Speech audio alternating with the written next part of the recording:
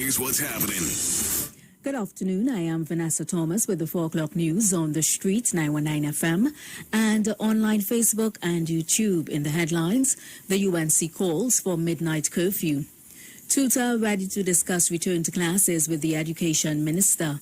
And internationally, U.S. president declares a major disaster after Hurricane Ida left over 1 million homes in the state of Louisiana without power. And now the news in detail. Opposition Senator Damian Lyder has renewed calls by the UNC for government to amend curfew hours. The call was made at the United National Congress's weekly media conference at the opposition leader's office in Port of Spain. Lyder, citing concerns raised by Trinidad and Tobago Chamber of Commerce CEO Gabriel Faria, in a recent media interview argued that the curfew should be adjusted in the best interest of the failing business sector. Lyder explained that local manufacturers typically operate in shifts from 6 a.m. to 2 p.m. and then a second shift between 2 p.m. to 10 p.m. So the call is for a midnight to 5 a.m. curfew to accommodate shift workers.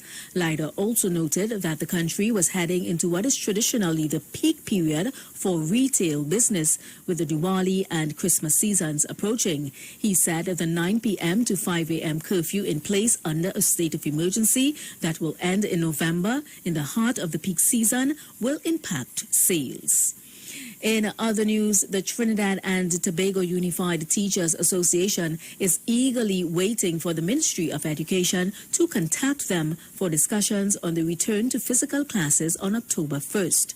TUTA's second Vice President, Curla Robertson Thomas, said TUTA was pleased that the first step to returning to traditional schooling is about to be taken, but the logistics have to be worked out. Primarily, the tutor official said there are some concerns about how classes will be timetabled.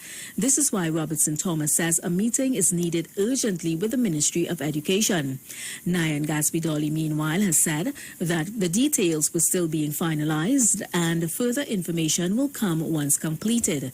During the COVID-19 media briefing on Saturday, Prime Minister Dr. Keith Rowley announced that the government is eyeing October 1st to resume physical classes, but only for fully vaccinated secondary school children sitting exams. That's forms 4 to 6. All schools reopen on September 6th for virtual classes. Internationally, 1 million people are without power in Louisiana from Hurricane Ida, which has been downgraded to a tropical storm. Ida brought 150 miles per hour winds when it made landfall on Sunday, leaving a trail of destruction through the state before passing into Mississippi. One person was killed when a tree fell on their home in Louisiana's Baton Rouge area. However, the full scale of the destruction will only become clear as the day goes on, officials said. President Joe Biden had previously said Ida would be life-threatening, with the National Hurricane Center warning that heavy rain could still cause flooding in parts of that state. And that was the 4 o'clock news on the street 919 FM and online Facebook and YouTube. Recapping the headlines, UNC calls for midnight curfew.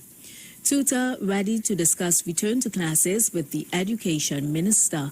And internationally, U.S. president declares a major disaster after Hurricane Ida left 1 million homes in the state of Louisiana without power. Do enjoy your afternoon and be safe. Aisha Wells, the Queen of Talk, she's up next.